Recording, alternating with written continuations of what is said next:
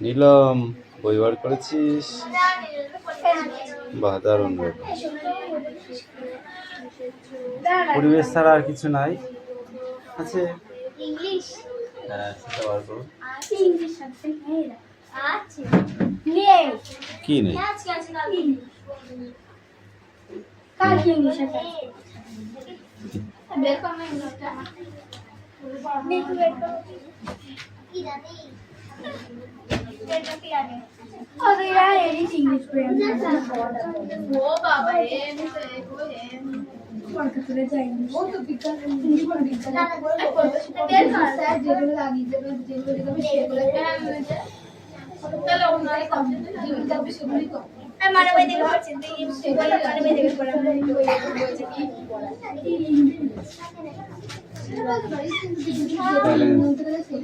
একদম মারবো কিন্তু।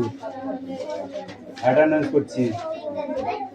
রোল নাম্বার 1 2 3 4 5 6 7 8 9 10 11 12 13 14 15 16 17 18 19 20 21 22 23 24 25 26 27 28 29 30 31 32 33 34 ওই 34 ওই মারবো টাকে তো 35 এই যে ঘুমন্ত টাকটা হয়ে কত প্রেজেন্টেশন কেন আমার হবে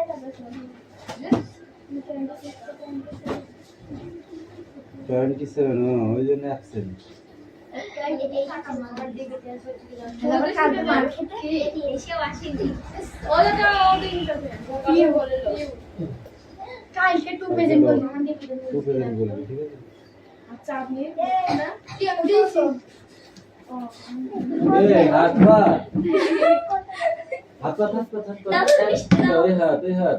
ওই হাত কেন মারবো?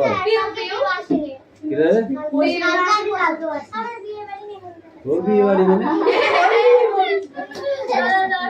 ফোন করবি আমরা ছুটি নিয়ে আজকের মাঠটা খেয়ে না আসতে করে নাহলে কিন্তু অন্যায় হবে। এটা বলা কিটা বলেছে আসতে মারবো কে? আমি তুই জোরে মারেছি। কিসের জন্য আসবো না?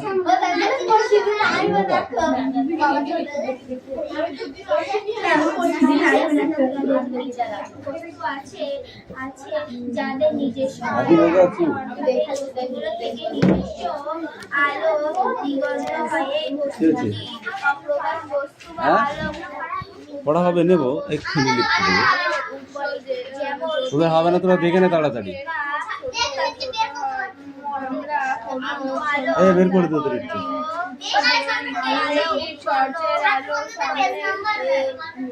উল্টো পাল্টা হতেই পারে।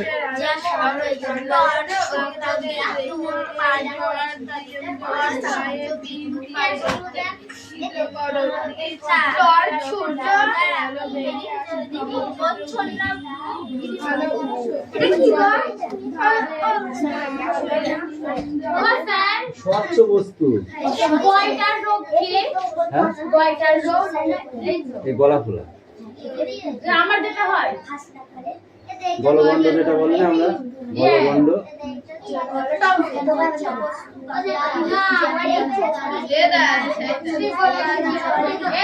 গলগণ্ড আলাদা, গ্রয়টার আলাদা। টনসিলটা এখানে থাকে আর গলগণ্ডটা এখানে হয়। হ্যাঁ, ফুলে থাকে ওই এই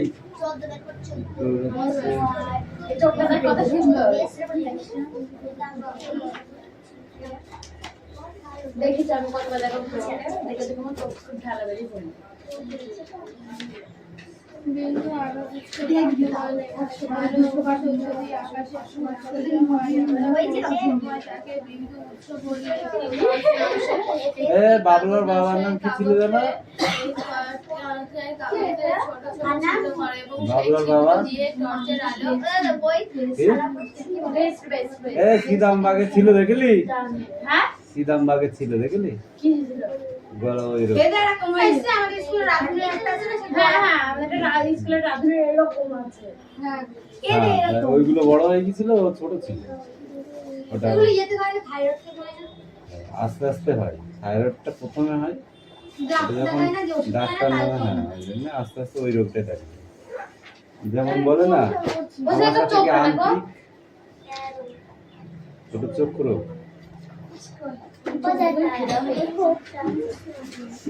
কোপটা আছে বড় হ্যাঁ খাতায় কি বোর্ডে এটা ডিম মাছ তো দাও দেখি কি আছে বোর্ডে দাও তো বড়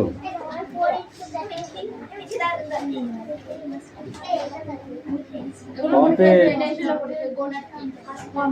পমপ্লেট পমপ্লেট না পমপ্লেট খেয়েছিস? হ্যাঁ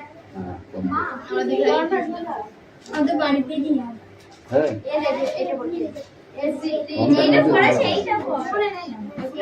স্বচ্ছ অস্বচ্ছ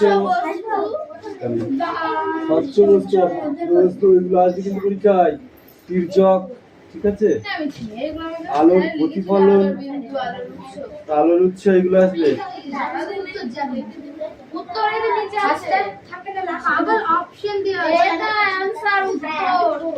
ওখানে উত্তর দেওয়া আছে, যেমন দাগিয়ে বলবে ওখানে উত্তর দেওয়া আছে।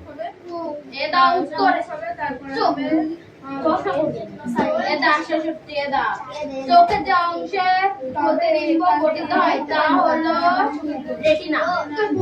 রেটিনা।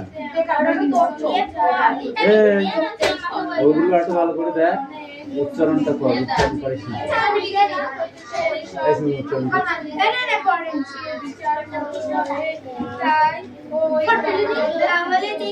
তাহলে দেখা গেল কিছু কিছু বস্তু আছে এই,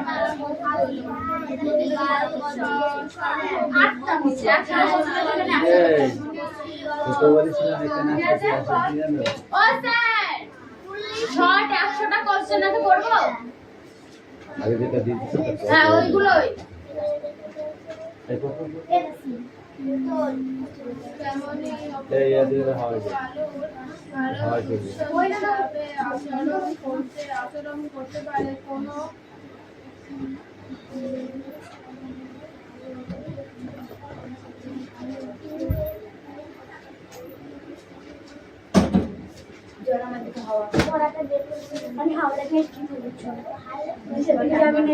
হ্যাঁ, বলে না আটকানো যায়, বল না।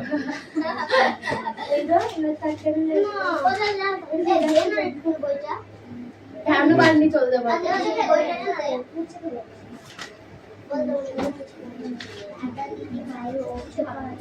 অ্যাক্টিভিটি 6 এর ওয়া এ এটা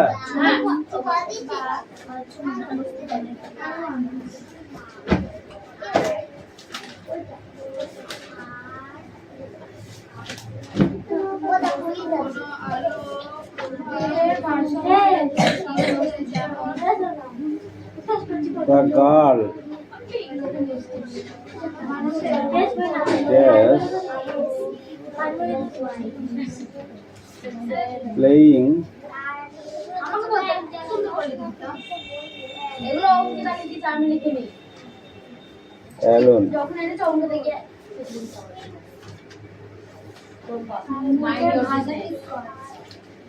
আমি পড়বো, আমাকে নট ডিস্টার্ব করতে হবে।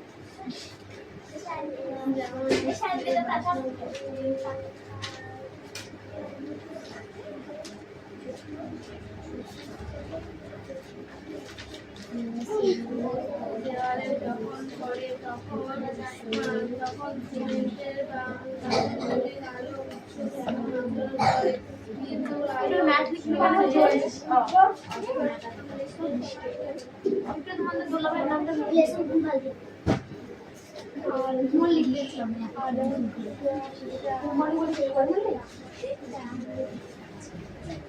দের ভাষা অনুদানের বিন্দু আলোর উৎসতে আমরা বড় আলো উৎস বিস্তারিত আলোর উৎস বলে। মানুষের সমাজের আলো বিন্দুকে বলা হয়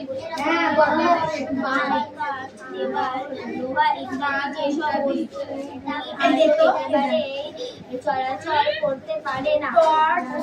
সূর্যের আলো বিন্দু আসুন আপনারা সূর্যের আলো ও স্যার সুগার মার পাওনা আছে তোমার কাউকে মেরেছিল ফাঁকা রেখেছি কিছু নিয়ে এটা তো তুই কত শুভ কালকে আমাকে মেরেছিল এখানে মোটের কালকে সুদের না দিতে এটা রুল আছে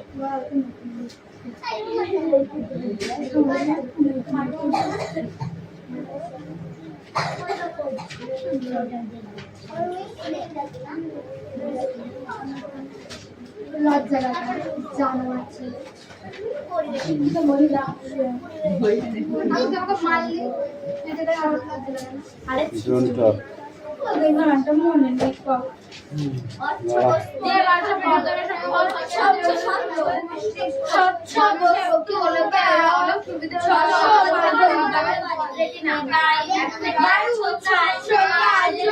ইত্যাদি বস্তুকে স্বচ্ছ বস্তু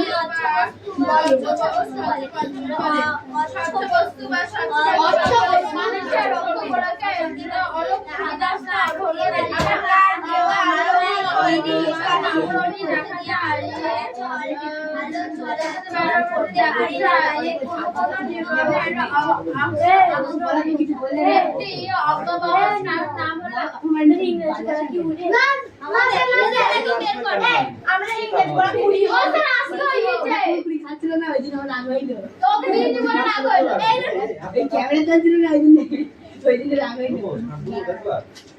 যদি দেখেছি গায়ে হাত দিয়া আবার এরপরে কিন্তু ধুমধাম করে মারবে ওয়ার্নিং দিবা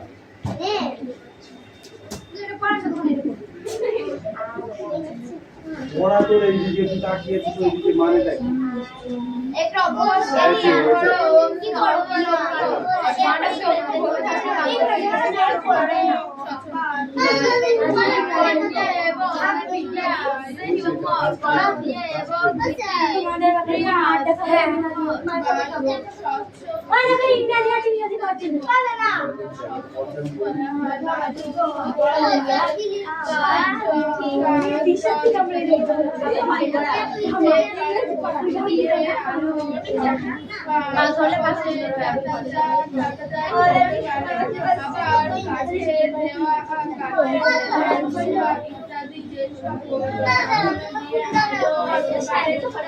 কি করে রে মনি কেন এখন দিদি দেখাই এই কি লিখছিস পড়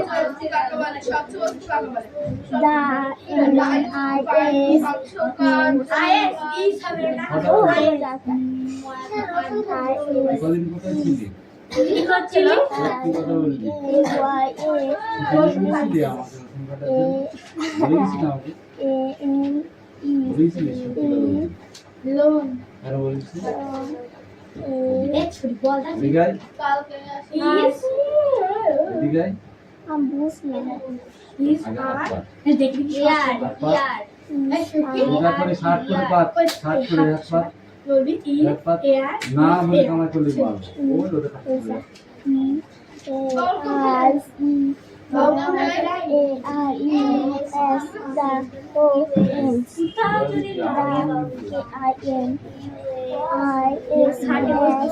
লিখিত করতে সঙ্গে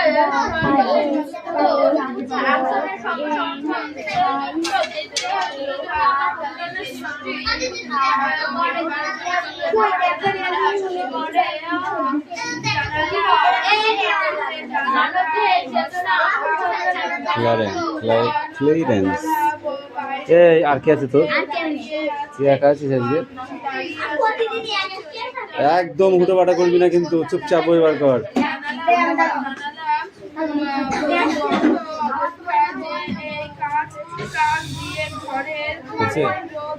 দিয়ে দিয়েছি যারটা দাগানা সেটা দে এই অদিতিতে টাকা না চিরা হিংসে কাছে দিয়েছি তাও বুঝা এই টি ফলস গুলো আর এই তলায় দাগ দিয়া গুলো খাতায় লেখ ফটাফট। এই খাতায় লেখ, খাতায় লিখে ফেল তাড়াতাড়ি। হ্যাঁ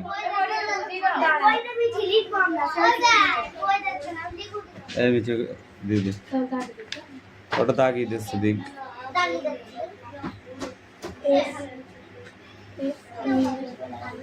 বর্জনের সংজ্ঞা, বর্জনের সংজ্ঞা, বর্জন মানে কি? যা ত্যাগ করা হয় সেটা হচ্ছে বর্জন,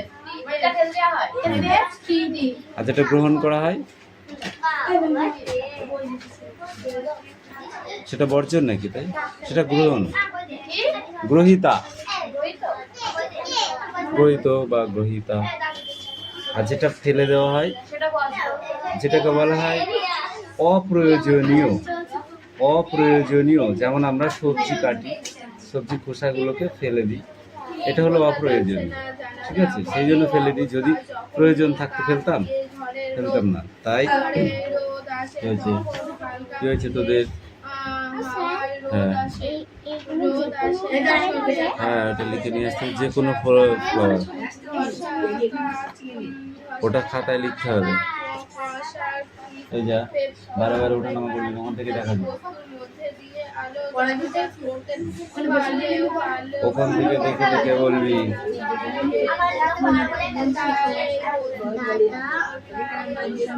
দৈনন্দিন কাজের পরপ্রয়োজনের মানে কি? দৈনন্দিন কাজের পরপ্রয়োজনের অতিরিক্ত বাতিল ও আপাতভাবে ব্যবহৃত যোগ্য অস্বচ্ছ যেসব কঠিন তরল গ্যাসীয় ও দ্রব্য পানীয় করা হয় মানুষ সহ পরিবেশের ক্ষয়ক্ষতি করে, তাকে বর্জন বলে। এখানে একটু কঠিন উচ্চ বাংলায় লেখা আছে, বুঝছিস? লিখে দেয় না, দেখে যা। যে কোনো বস্তু তরল হতে পারে, সেটা কঠিন হতে পারে। তরল মানে কি বল? দুধ, দই, জল, এই ধরনের। আর তরল এই সরি কঠিন কঠিন পদার্থ খাবারের যে কোনো, হ্যাঁ যেগুলো শক্ত খাবার একটু, যেমন দেখ দুধ থেকে তৈরি হয় কি? দুধ তো তরল, দুধ জমিয়ে কি হয়তো কি তৈরি হয়? ক্ষীর তৈরি হয়। ক্ষীরটা কি নষ্ট হয় না? অফকোর্স হতেই পারে, সেটা বেশি দিন লাগতে পারে, সে কিন্তু হবে, ক্ষতি হবে, ঠিক আছে? তারপরে আছে যেমন গ্যাসীয় পদার্থ, হ্যাঁ গ্যাসীয় পদার্থ, ঠিক আছে? গ্যাসীয় পদার্থ কি হতে পারে? যেগুলো আমরা খাই, হ্যাঁ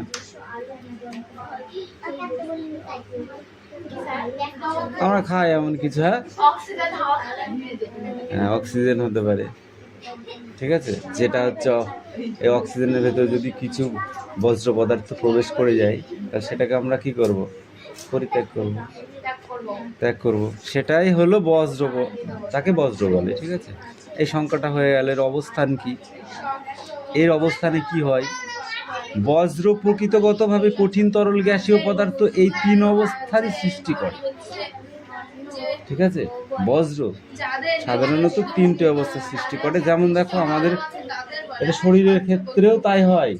পেটে যখন গ্যাস হয়, ঠিক আছে, সেটা কি হয়? বাবা দলা দলা ঠেকছে পেট এখানে, তাই না? এরকম করা হয় তো নাকি? সেইটা যখন আবার তরল করে বার করে দেয়, সেটা ঢেকরের মাধ্যমে হতে পারে, বাই ছাড়ার মাধ্যমে হতে পারে, তাই তো? কিংবা মুখের হাই তোলার মাধ্যমে হতে পারে। ওটা গ্যাসীয় হিসাবে বাইরে বেরিয়ে যায়।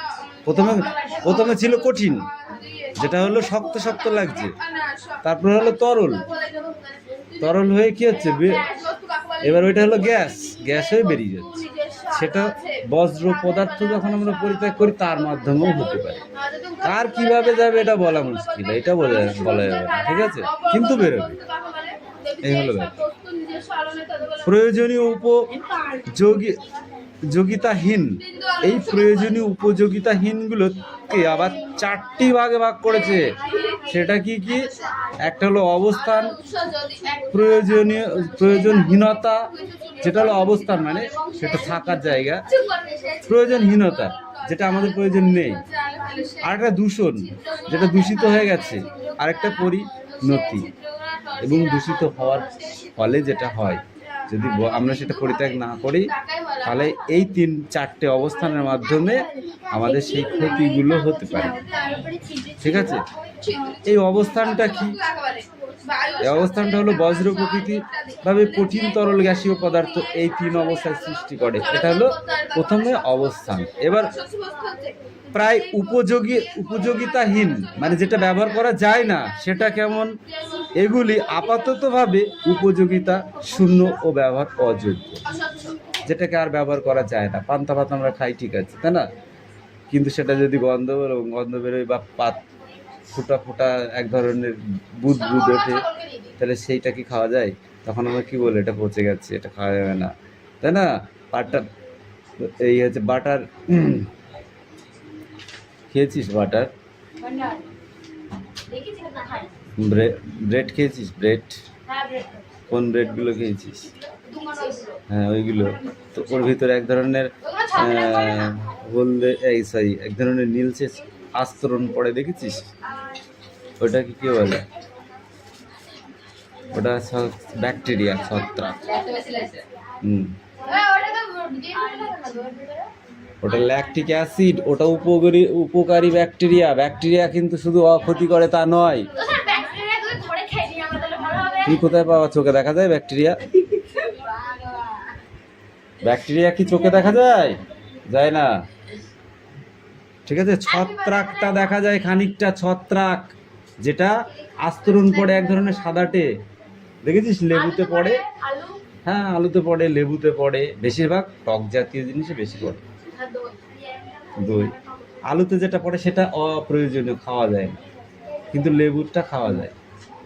ঠিক আছে, ওই থেকে পেনিসিলিয়াম তৈরি হয়। ওই পেনিসিলিয়াম যদি তোদের কোথাও ফোড়া হয়, ওই টক জাতীয় যে ফলগুলো, সেই ফলের ওপর যে সাদা আস্তরণটা পড়ে, সেটা নিয়ে যদি সেই ফোড়ায় লাগিয়ে দিস, রাতারাতি ফেটে যাবে।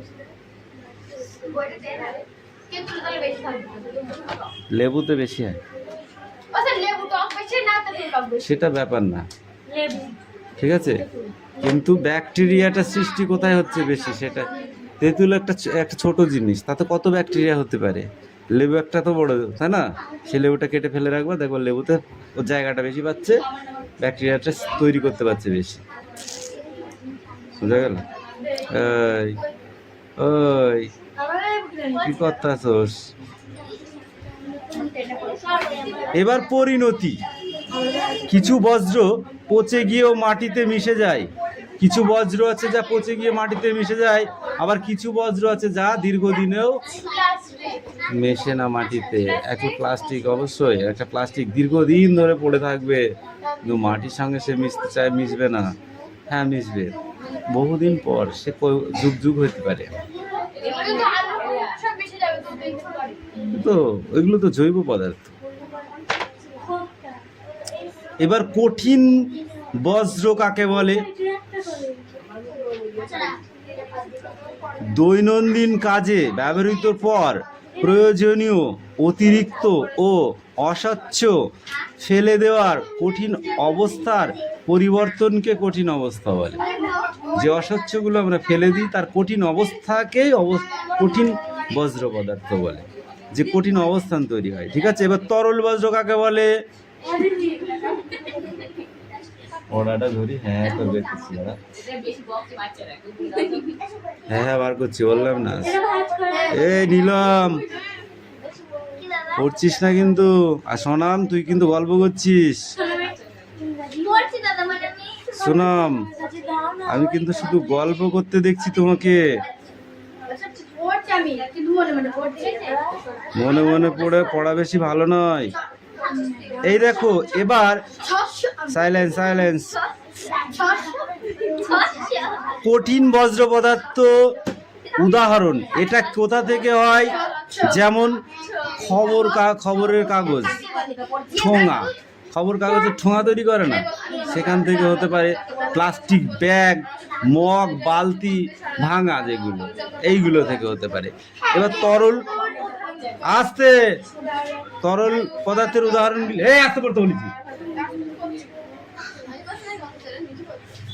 গৃহস্থলিত ধোয়া এবং কাপড় কাচার নোংরা জল, গৃহস্থলে যে ধোয়া হয় রান্নার ফলে সেগুলো, তারপরে কাপড় কাচা ধোয়া জল, যে নোংরা জলটা, পায়খানা ও অপ্রয়োজনীয় পায়খানা প্রস্রাবের যে অপ্রয়োজনীয় বজ্র পদার্থ সেইগুলো, ঠিক আছে। এবার গ্যাসীয় কোনগুলো, উদাহরণ গ্যাসীয় আবর্জনার বস্তু থেকে মিথেন, যেমন HCH2। মিথেনের সাংকেতিক রূপ কি? মিথেনের সাংকেতিক রূপ কি? CH2। আমি বললাম, তোকে জিজ্ঞাসা করেছি কেন? মন দিয়ে শুনিস নি তাই। অ্যামোনিয়াম, এই অ্যামোনিয়ামের সাংকেতিক রূপ কি, যা ক্লাস 9-এ 8-এ পড়েছিস? তা মনে থাকবে কেন? NH3 মনে থাকবে। তারপরে গৃহস্থলিত উনুন, মোটর গাড়ির কারখানা ও তাপ বিদ্যুৎ কেন্দ্রীয় চিমনি। তাপ বিদ্যুৎ কেন্দ্র দেখেছিস? দীঘায় যেতে যেতে দেখিস নি? দীঘায় যাওয়ার সময় দেখিস নি তাপ বিদ্যুৎ কেন্দ্র? কোলাঘাটে দেখেছিলি? যেখানে কয়লার তাপ তৈরি হচ্ছে, বললাম তোদেরকে, ওই দেখ লাইট জ্বলছে, বড় চিমনি দিয়ে ধোয়া উঠছে, ওইগুলো। তাহলে এইটুকুই বড়, এটুকু খুব, প্রত্যেকটা পদে পদে কোশ্চেন আছে, কিন্তু সহজ, এটা মন দিয়ে পড়লে হয়ে যাবে।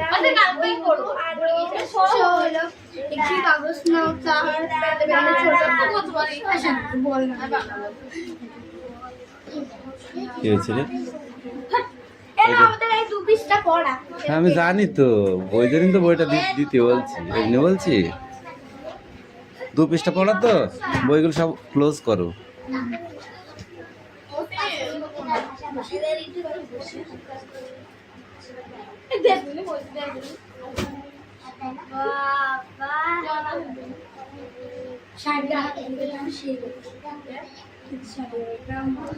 এই আলোক উৎস কাকে বলে তুমি বলো নীলম? আলোক উৎস, ইয়েস আলোক উৎস। মনে পড়বে কেন? পড়িসনি?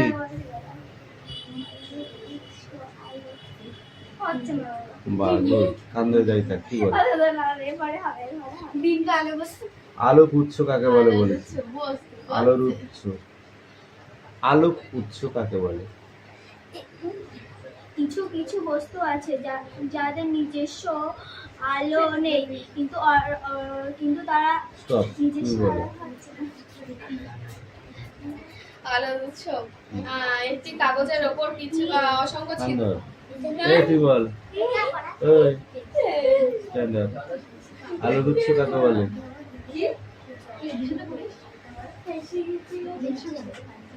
কিছু কিছু আলো আছে যাদের নিজস্ব আলো আছে, অর্থাৎ এই বস্তুগুলো থেকে নির্গত আলো নির্গত হয়, ওই বস্তুকে আলোর সপ্রভু বস্তু বা আলোর উৎস বলে, যেমন সূর্য, জোনাকি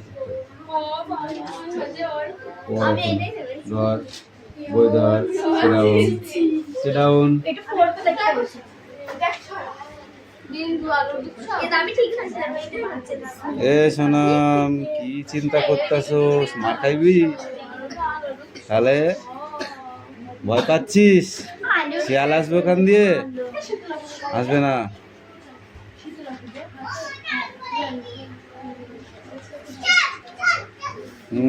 এইবার হয়েছে, ঠিক আছে, দাও বই দাও। এই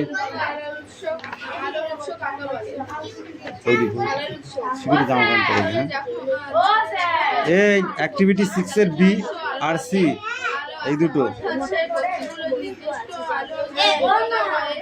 এই ওটা বইটা দে, ওই অষ্টম যে বস্তু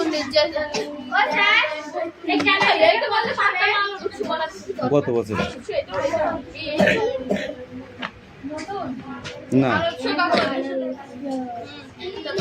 যে সকল বস্তুর বস্তুগুলোর নির্দিষ্ট আলো আছে এবং নির্গত হয় তাকে বলা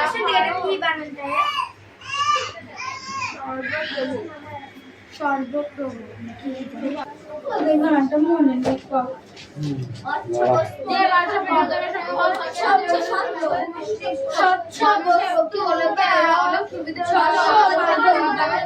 নিতাই